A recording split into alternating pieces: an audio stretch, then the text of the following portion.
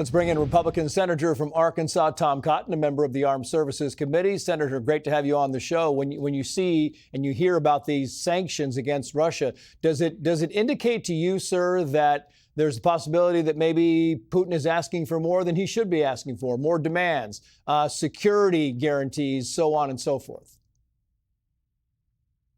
Well, Vladimir Putin has maximalist claims. He wants all of Ukraine at least reduced to a vassal state to Russia. He's been very clear about that in public. This is not a secret. More than anything, though, Trace, it reveals that Donald Trump simply has meant what he said all along, going back to the campaign. He wants to see peace in this war. He wants to stop the fighting. He wants to ensure the fighting won't continue. Democrats and liberals in the media have continued to accuse him of favoring Vladimir Putin or favoring Russia. Obviously, that's not the case.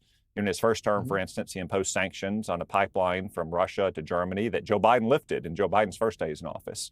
What Donald Trump wants here is a durable and lasting ceasefire that will stop the killing. The only way to do that, it seems now, is not on the battlefield, since you've had only very incremental gains for a long time in Ukraine, and instead at the negotiating table. Interesting, because the president was talking today and he said this about discussions and negotiations with Russia. Watch. In terms of getting a final settlement, it may be easier dealing with Russia, which is surprising because they have all the cards. I mean, they're bombing the hell out of them right now. Which is begs the question: are the president and Putin on the same page here?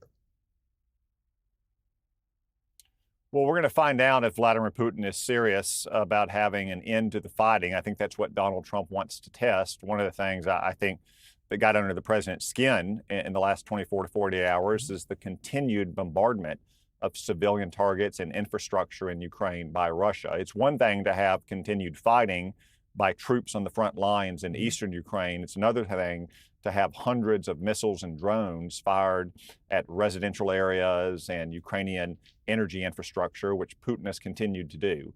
If he's serious about trying to bring a conclusion to this war, trying to stop the fighting and having some kind of durable ceasefire, then obviously those kind of attacks on civilian targets will have to end. I think that's why the president today made clear that he's considering sanctions on Russia, sanctions on their banks and tariffs and so forth, because he wants to see an end to this fighting. Yeah, and it's interesting because we've had a lot of talk, a lot of news coverage of Zelensky, the Oval Office meeting, and how some of the remarks and the guarantees and the asking fors were a bit inappropriate. And now you have Reuters reporting this. Putin says any Ukraine peace deal must ensure Russia's security, vows no retreat. Russia will seek a peace deal in Ukraine that safeguards its own long-term security and will not retreat from the gains it has made in the conflict. What do you think about asking for those things? Well, I think that's, yet again, Russia propaganda. Ukraine is not threatening Russia's security. Russia is the one that invaded and attacked Ukraine in an unprovoked war of aggression. If Russia would stop the fighting in Ukraine, then the war would come to an end. Yeah, and that's the question. Everybody thinks that this thing is going to go to the table in the next couple of weeks. Do you believe that as well, Senator? Do you see signs that point to this thing in some capacity getting to a table somewhere within 2 weeks? Well, I think it's clear that President Trump wants it to end sooner rather than later because of the ongoing killing on the battlefield, and especially these brutal Russian assaults on civilian targets deep inside of Ukraine. I think that President Zelensky is going to send a team, along with President Trump sending a team to Riyadh next week to negotiate.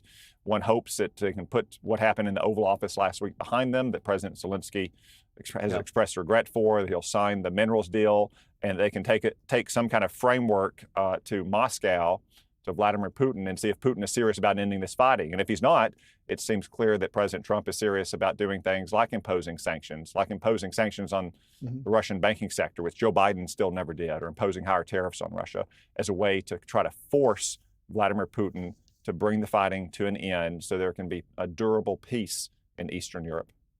Yeah, you mentioned the Middle East there for a brief second, Senator. I want to get your final take on this because the president is also indicating when it comes to Iran's nuclear capabilities that a deal would be maybe the best remedy here. Not military action, but a deal would be the best remedy. Your final thoughts on that?